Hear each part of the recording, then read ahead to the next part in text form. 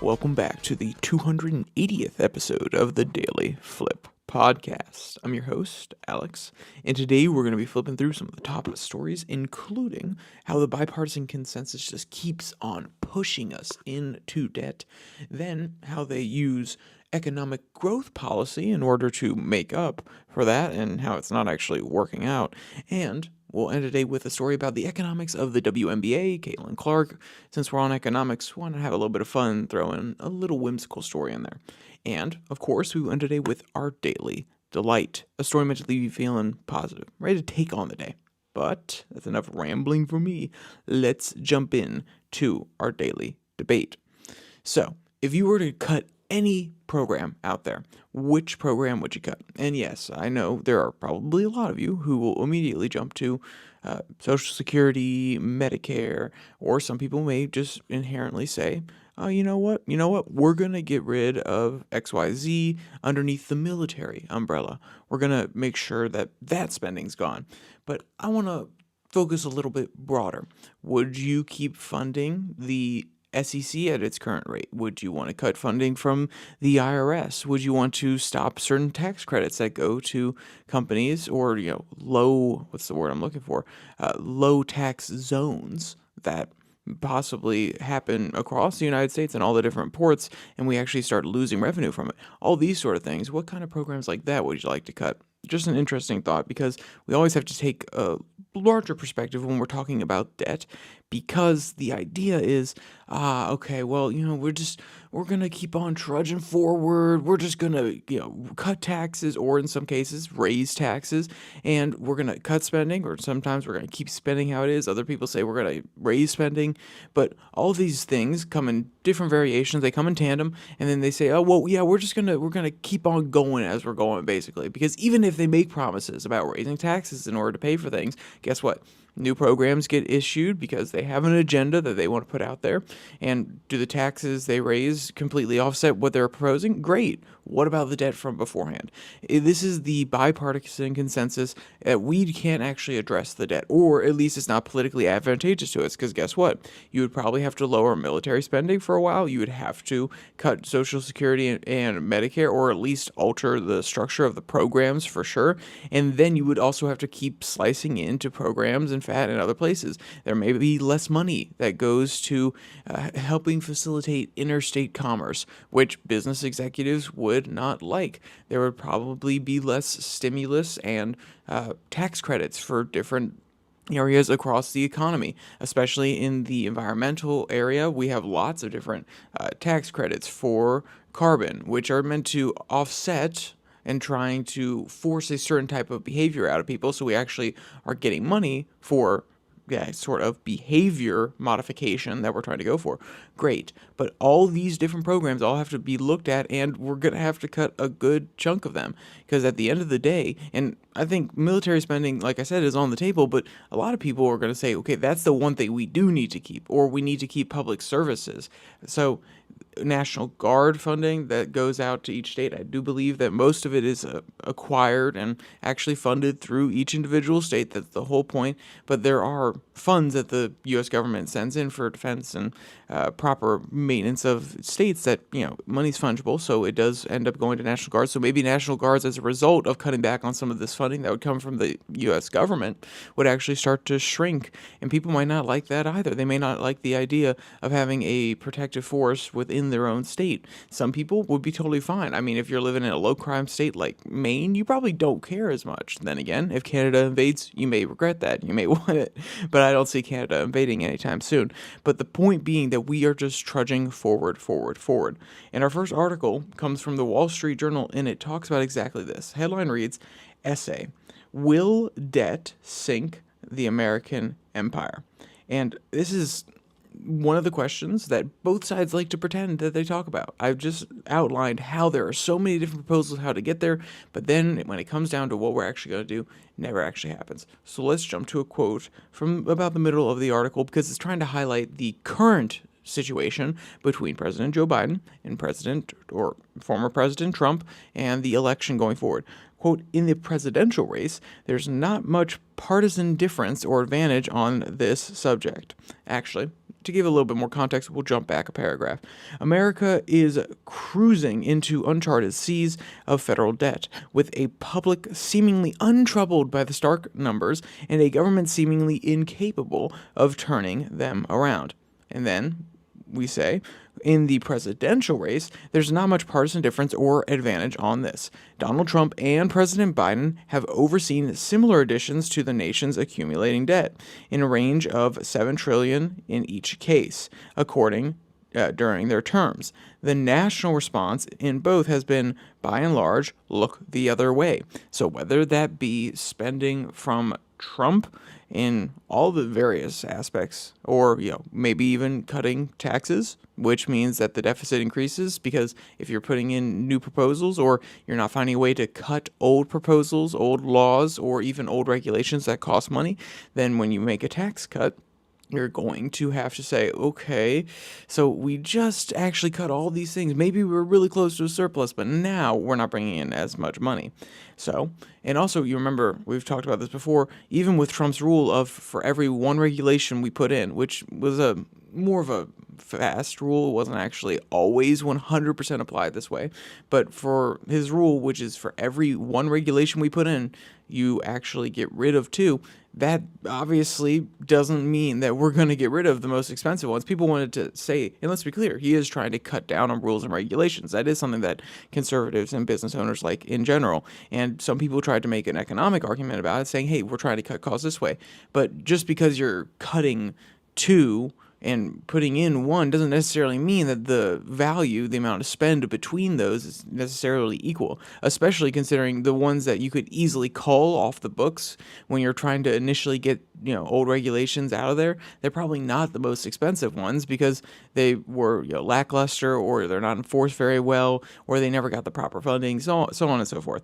But the point being is that both, and people on the left point this out all the time, Trump said that he was going to, rein in the swamp, and he basically let the swamp keep going as a deficit machine. Now, let's be clear. Have any of those people making those criticisms ever come out and had a way to actually get somewhere on this? Some have said, we're just going to increase taxes on people that are making money over the $400,000 limit, or their point, it's actually a floor, because from that point up, you're actually getting taxed a lot. But would that actually solve all the problems? No, it would help, bite into it a little bit. But then we would actually, in my opinion, we've talked about this before, how in the 80s, in the 70s, before the tax rate was actually brought down by Ronald Reagan, and it was so high for individuals, a lot of them were just keeping their assets. And we're talking about the billionaires, and a few, I don't know if there were technically that many billionaires at that point, but the point being that a lot of them, they actually kept a lot of the money in their business. And when I say keep in their business, I don't mean, oh yeah, we're just going to keep reinvesting, which is the idea of keeping the money in your business. No, hey, I'll lower my compensation this year by $200,000 if it's going to allow the company to keep growing, to give a few more benefits to the people who work underneath me, possibly pay out some dividends. That would be a righteous way to actually keep money in a company. But no, they maybe make a shell company, or they have a few different bank accounts where it's, this is executive pay, and they kind of shield it away from taxes so that they don't have to pay it personally, and then they can leech off of it, pull out of it slowly or surely. And I use the word leech, and that kind of has a negative connotation. They were being smart. They were using the tax system in order to protect their money that they had earned, or at least they felt as though they were rightly entitled to, because some people do deserve a $250,000 salary. Some other people make millions upon millions, especially when you can do it in stock options rather than having to give them cash, because guess what? You are making them more invested in the company as an executive if you're giving them stock options. And also, you are just coming out, you're using a pool of stock options that you've bought back from the market normally in most cases, because that's why a lot of companies do stock buybacks. Some people, the criticism comes out that it's all about juicing the numbers on the stock side. That's fair enough. I understand that some people think that way, but also you have to look at where they go, where those stocks go, because they don't just pass out of existence. They are owned by the company. They can sell them off in the future if they need to raise more funds, and also some of them go into a special fund for executives and people who want to actually get stock as an option in their compensation package. So what I'm getting at in all of these examples is that we know that we've tried different tax policies before, and I'll be honest, raising money is great. If you have a GoFundMe and you're saying, hey, I am in crippling debt, I need you to help me out, and we're going to raise $100,000 is going to help me pay off all my previous loans, that's great.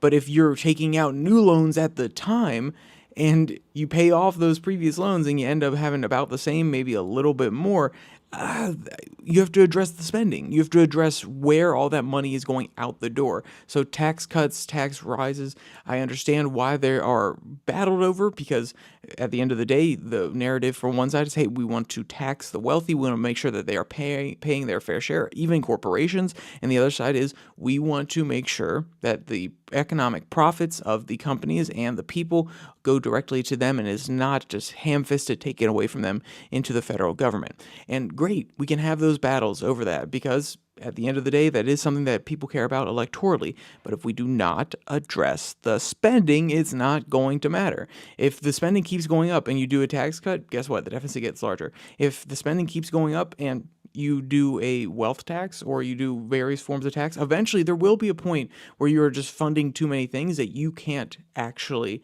tax for. And I'm not saying, I know that's a slippery slope fallacy to pretend as though that's always going to happen.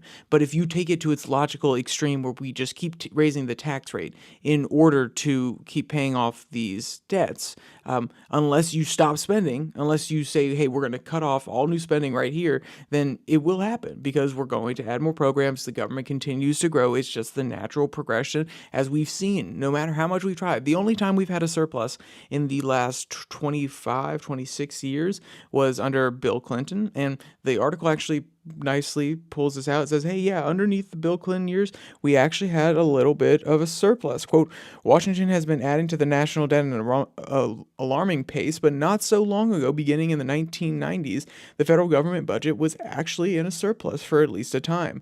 This year, it will come to $1.9 trillion in the red, the Congressional Budget Office forecasts just this week.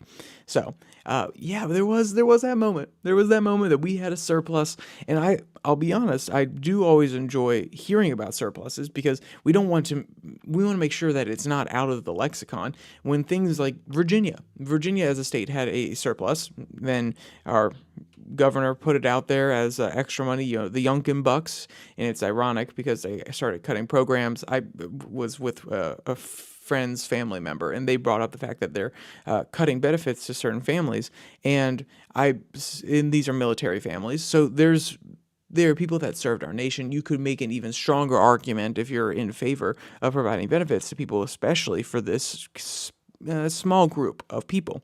And I said, oh, wow, okay, we ran a surplus, and then we got Youngkin Bucks. Maybe that Youngkin Bucks could have been used somewhere else.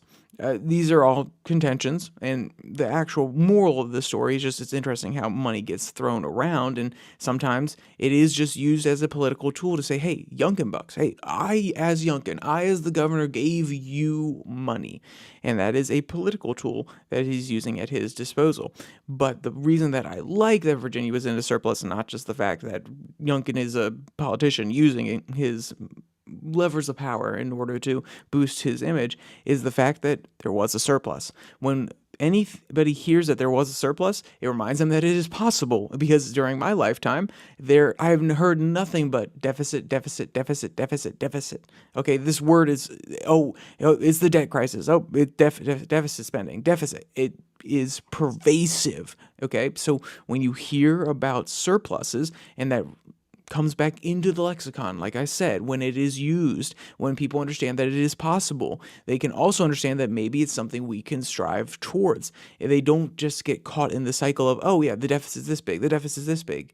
Oh no, what would the opposite be? The opposite would be that we actually rein in our spending. Now I know, pie in the sky, I'm thinking, I am absolutely crazy. You're sitting there, Alex, you are out of your mind. What? What? The government actually reining in its spending, caring about its citizens, making sure that it's not betting on the futures of themselves and their children, and giving assets and debt that could be leveraged to foreign nations, especially when the main one is our geopolitical adversary, China. And then you wonder why we're so afraid to actually stand up to them sometimes, because, on a whim, they could, in theory, call in their debt. Now, we own a lot of their debt. We have a lot of investment there.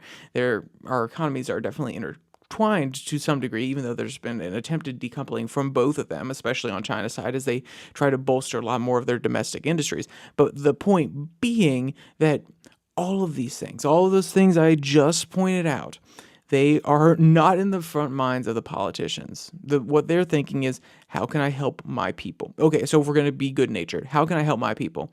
Oh, okay, a certain food tax credit would really help underprivileged people in my area. And you know what? We'll have a extra food tax on every single bill in my county. We'll have an extra 5 cents. It's a blanket 5 cents. If you spend $10, it's 5 cents. If you spend $5, it's 5 cents. And we'll use that money in order to put the program together. Great. If it doesn't actually end up funding the entire program, because normally the budgeting for the program never is accurate. No offense, but most budgets normally go over them. Especially, I did an internship in the construction industry there for a while, and they said, yeah, it's almost always over budget and over time. And if it isn't, and if it's under that, then you have done a really good job managing a project. I was like, okay, let's aim for that. But the point being that even if you say this extra tax that I'm putting in right now will definitely pay for it, and then it goes over budget, then you're starting to run a deficit. So that's the best case scenario. That's someone who actually genuinely cares about their community, and they're trying to put something together, and then it falls into a situation where they are, taking out loans, or trying to issue bonds for the community in order to actually fund these things, and then they have debt on the books. And then there's the other cynical play, which is, what can I give my constituents that will make them happy? What can I argue that they deserve? Medicare for all is a big one. A lot of people make that argument nowadays. You deserve, as a United States citizen, as a person on this planet, you deserve free healthcare. And let's be clear, it's not anywhere close to actually coming to fruition, but the conversation always happens, and it is a famous example of one where politicians say, hey, this is something where we believe you have the right to it, or at least they know, whether or not they actually believe it, they know that it is a political winner, and they're willing to just kick the can down the road. They're willing to say, hey, we will start worrying about this now. We will fund this right now. Don't you worry your cute little heads about it. And at the end of the day, we will just borrow. We'll just issue some bonds. We're going to increase the debt, which means we're going to have to increase the debt payments, the interest payments on said debt. And we're just going to bet that U.S. companies and the American people are going to become more productive. That's a huge part of this conversation that always gets left out. Productivity hasn't increased that much since the 90s, which means that even though some people may be working more hours, or they could be working the same hours, and there's a little bit of extra money flowing around the economy because of different types of goods, specialization, things like that, without increases in productivity, you can't just keep betting on the future, because eventually things will stagnate, and actually economic growth will slow down. But the government also has a solution for that, and that is the focus of our second article, which is an opinion piece that comes from the Wall Street Journal, from WAPO. And the headline reads, Opinion: How a long, debt-loving bipartisan consensus has warped U.S. business. So you can see where the through line is here. You can see why I have these two different articles back to back. We start with what is happening with the debt, why the debt is continuing to go as it does, and also trying to address the cultural issues around it, which is why we don't want to actually deal with it. We just kind of lollygag along. But then also, we use this next example because guess what? I think that actually talking about the psychology of the populace is very important here. So people want to live in a country that feels successful. It's called the winning mentality, or I take that back. That's not necessarily called the winning mentality in U.S. populations or sociology. The winning mentality is you want to be on the winning team. You want to be in a country that feels like it's doing great. That's why a lot of people come to America. They feel like there's economic opportunity here. Our GDP for 20 some years has almost consistently been growing, pretty consistently around 2%, even though China outpaced that rapidly. The point being that, hey, we're on an upward trend here. But is that natural growth? Is that investment? Is that added productivity from different tools and the way that people approach work? Or is that a government program? It's a government program. And the government knows that people want to feel as though they're in a winning economy. They want their investments to keep going up on the Dow Jones. They want to make sure that every single citizen feels as though America is a place for them. And also, they want this mentality to permeate into the world because we also are an advanced economy with lots of natural-born citizens who don't necessarily want to do harder work. And we invite people from around the world to come and say, hey, okay, we will give you a leg up. You start at the bottom, and now you get here. Sorry, I had to do the music line there. But let's be clear. I'm not saying it's like a concerted effort where they say, oh, well, but we have to increase immigration, so on and so forth. There are lots of proponents and lots of think tanks that talk about the fact that the U.S. economy would not survive, or at least would have a very hard time getting by without people coming in across the border. I'm not trying to make that overly political. It is a talking point on one side when people say, hey, we just need to shut down immigration. The other side comes back with, okay, well, what happens to this sector? What happens to our fruit sector? What happens to construction, so on and so forth? These are things that you actually have to think of, and also we have to keep those options open so more people can come into the economy and they can actually possibly increase productivity. They can provide the services that we really want them to. And guess what? The government is involved in that very intimately, and that is a policy proposal that has knock-on economic effects. Well, there are just straight economic proposals or even policies that they would appear that they're not necessarily, they kind of are economic, but not necessarily. And that is the U.S. government's propping up of U.S. business and kind of removing the consequences from, or removing the risk from, or the better term here is socializing the risk for some of these companies. The paragraph I want to start you with is, quote, but Shawarma argues the business cycle is dampened by piling up debt. In the bailout culture, slowing growth stimulates financial markets, which anticipate fresh gushers of government money. So, guess what? The government gives money once, and then Wall Street and all these other companies are like, oh, hey, they're giving out money. Oh, well, hey, let's wait until we have the next surplus coming in here. Maybe we wait until the Fed actually lowers interest rates so we can get more easy money. And that's why you see the stock market violently sway depending on where they think the prediction for the interest rate that the Fed's going to put out is going to go. So we've talked about this before as well on the podcast, how the stock market may not be 100% just this is the best company. Lots of speculation in there, which is fair enough. But even then, it's AI algorithms, and a lot of it is because of how involved the U.S. government is inside the economy. If they give out tax breaks or they give out tax credits to EV companies, guess what? That stock is going to shoot up because now that company has more disposable income. They don't have to spend that extra $100,000 to be in compliance with that one thing, or they don't have to spend the extra $1 million to outfit all of their plants in order to produce this. No, they're just getting given U.S. money, government money, and guess what? Money is fungible. So if you get an extra $1 million from here, that's another $1 million that's freed up from your own coffers that you don't necessarily have to pay back to anyone. You don't have to take out a loan or anything like that. And it is, I don't want to say that it's unnatural, but it slants the market one way or the other, not just on Wall Street, but actually in the business atmosphere. So let's keep on going here. Quote, between 1790s and 1970s, Schwammer writes, the nation ran consistent surpluses with significant deficits only during 5 crises: War of 1812, Civil War, Great Depression, and the 2 World Wars. Since 1970, there have been significant deficits every year but 4.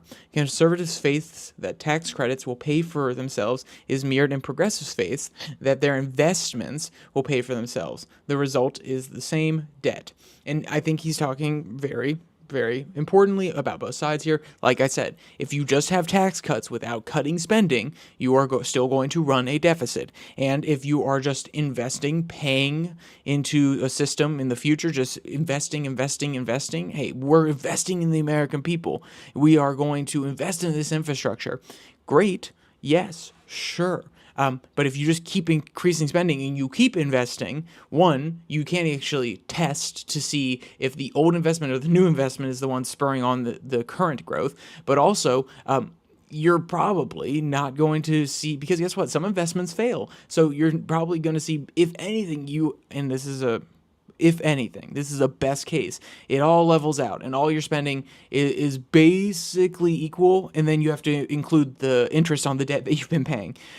Worst case scenario, it doesn't pay for itself, and then we are still increasing taxes in order to pay for it, and guess what? Same thing. We're running a deficit. So, yeah, I think he makes a really good point calling out the bipartisan side of this.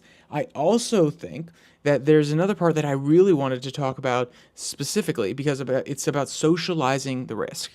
Quote, and this is taking the risk from these companies, the financial risk when they get bailed out, and then the government pays them. It pays the bailout, or at least it tries to restructure things in a bankruptcy filing. Think Republic, One Republic Bank, or what's the other one that was in California? Oh, goodness, wow. I feel really terrible that I can't remember the name of it. Silicon Valley Bank, there we go. But the point being that the government actually takes on this debt burden or any of these failings on their part, especially with banks, because they have to, for the most part, especially with the FDIC, they have to pay out to the customers who lost their money. But very often with these big bailouts, they do it not just to the people that have FDIC insurance, but also to the big executives, and they end up getting a pay package out of it. But this bailout culture socializes the risk. It puts the burden of the company's failings on the society. Quote, because of the fiscal follies during the pandemic, forgiven loans, hitherto called grants, cash downpours, recipients, including most Americans and many of them gainfully employed, fattened bank deposits by $3.5 trillion. The government issued more debt in 12 months than it had in the first 2 centuries. 2 centuries after. Hold on. Take that back. No, seriously, take that in. In 12 months, we issued $3.5 trillion in debt. And within the first 2 centuries, not decades, centuries, the first 200 years of our existence as a country, we issued more debt in 12 months than those 200 years. Not only does this talk about the weird way that we do inflation, where we keep, putting more money into the economy, trying to artificially have good numbers when it comes to growth, and therefore it makes things very distorted because we have to start adjusting math for inflation. But also, it's a drug. Okay, hey, spending. Yeah, we can just keep spending on whatever we want, and it just ends terribly every single time. So, sorry, I wanted to talk about the bailout culture, but I thought that was interesting context, and then I really got struck by the number there. But let's jump to the bailout culture. Quote, hitherto, the cleansing effect of large recessions called weak companies, causing a 20% increase in bankruptcies. But because of the bailout culture during the pandemic, corporate bankruptcies declined. Did you even notice Biden's $36 billion bailout of the Teamsters retirement plan in 2022? Yes, I did actually notice that, and that made me very frustrated. But the point being here is, no longer do some of these big banks, some of these big investment firms have to make the most prudent decisions because, we're too big to fail. And I know this is a common criticism. It's not 100% accurate with a lot of people. They're still trying to be prudent and they still have a hard time. But even if they are not doing it, even if they're not being risky and they're failing, it doesn't mean that, oh, well, they were good intentions, so we should bail them out. No, don't bail them out. They obviously did something wrong. They learn from it. The people that were there, they don't get a nice little corporate check. The people at the bottom don't just get to say, oh, well, we did something wrong, but I'm not actually going to think about why I did something wrong when I go to my next investment firm or go to the next bank or even start my own company. No, because the government bailed us out, the consequences weren't that bad. No, you need all 100 people that are working in that office to examine, what did I do wrong? How can I get better? And you need the executives to say, oh, wow, I really screwed up here. And they're going to restructure. They're going to take a different approach when they go somewhere else. They may not get hired somewhere else because they've ruined their career in that effect. But no, we create these little bubbles. We create these little protection rackets, essentially, for companies. And it distorts where and how our money is going. And therefore, it actually makes it harder for U.S. companies to be the best and the most efficient because, and I say it's harder, they could just turn down the money. But with the money flowing in, these micro mistakes, these micro problems kind of get swept underneath the rug. Oh, we're spending an extra $10 on every single mask. I mean, that statistic doesn't seem that bad. No big deal. I mean, we're getting that federal PPE funding, which, fair enough. Sure, that is the point. But maybe you could find a supplier that's making it for $5. So imagine you're using 1,000 masks. Instead of paying $100,000, now you're just paying $50,000. I mean, small scale, $10 versus $5, it is a big difference. But especially when you start looking at the larger scale, that's when you start to say, oh, maybe that is not actually something that we should be doing. Maybe we should actually be prudent about something instead of just saying, oh, well, no, we don't actually have to deal with it.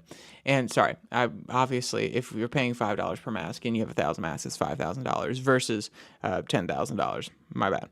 Not the large scale. But imagine you have like 10,000 masks or you have 100,000 masks, and the large differences between the two just keep on going. Sorry that my math, though, really quick math, was off while I was giving that rant. But speaking of math and the differences between products and everything like that, that's a terrible transition. Let's just jump to our next article. It comes from Mises. The headline reads, Caitlynn Clarks bullying in the business of basketball. And I'm not going to spend the most time in the world on this one because, Caitlynn Clarks, it was in the news there for a little bit. I didn't want to jump on it, mainly because I don't really have any opinions. I think if she wants to make her money, she wants to get her sponsorships, keep on going. If people are going to bully her, I don't really think it was much of bullying. I think it was trying to be intimidation. And even then, it's a sports league. People are going to be overly competitive. You've seen people bite people's ears off in soccer before.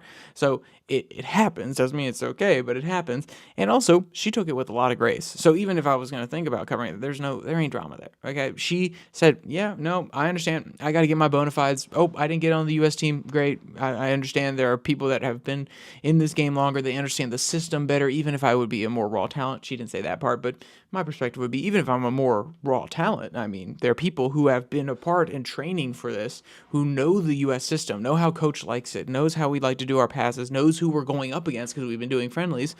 All those things play into it. And she was very humble about it. But the whole point that Mises is getting at here is the WNBA should be embracing Caitlynn because guess what? She's getting a $28 million sponsorship deal from Nike. Imagine people coming into the league like that, following her. Now some women say, hey, you know what? I was going to do a career in XYZ, and I'm pretty good at a sport, but I'm pretty good at basketball, but I wanted to follow my career path here because I feel like it will make more money long term. Now they see Caitlynn's making sponsorships. They can actually make some good money. They might put in those extra hours in the gym, and I know. Yeah, you're saying there like, Alex, it's not all about physical capability. There are other factors. Sure, there are other factors. Not going to disagree, but maybe it brings in one or two or three people who are able to get those sponsorships and can actually ask a higher price from some of these teams going forward. And eventually, just like the NBA, if the market permits it, more people start watching, these companies realize that there's a cultural brand behind some of these women, then we can see an uplifting of the WNBA too. And this is going to be a slow, arduous process. We can't just say, oh, no, you should be paid as much as the men. Do you bring in as much money? Not necessarily. It's ironic that the WNBA is actually owned by the NBA by, I think they have 43%. So actually, if the WNBA starts making more money, the NBA makes more money. I think they'll be totally happy with that. And I just thought that was kind of hilarious. But the point that I'm getting at is, in a free market of ideas and a free market of enterprises, if Caitlynn Clark comes in and redefines, changes the standards, and I'm not saying that she's doing that on purpose, but her coming in and being the brand she is does that, then maybe more people in the WNBA should be happy with that. And I think how they put it in here, it's a normal phrase, let the rising tide lift all boats. I think it's a little cheesy, but it can actually happen to be true, especially when you can get dragged along on the coattails of other people as they go up, and is obviously going to affect your entire league. So, of course, you can feel the benefits of her presence. But that's enough on all that. We've gone through enough economics. Let's jump to our daily delight. This one comes from Woo Globe. Headline reads, whimsical dream adventure dog becomes a roaring superbike in his sleep. And honestly, I didn't necessarily love the editorializing when I first read this, but then I got to the end of it. I was like, oh, this author, they're trying to vividly picture what's inside the dog's mind as it kind of whines and it's kind of clawing as if it's running or having its hair blown in the wind of the bicycle. It is it's only 24 seconds, so it's a cute video. If you want to check out that, or you want to check out any of today's articles, all the links will be in the description below, that like and subscribe button. Also down there, you can find the podcast on Spotify, Pocket Cast, Google Podcasts, which I think is still operating at this point, as well as Podvine, and the Twitter handle at Your Daily Flip. So, with all that said, there's only one more thing to say. Stay safe, don't die.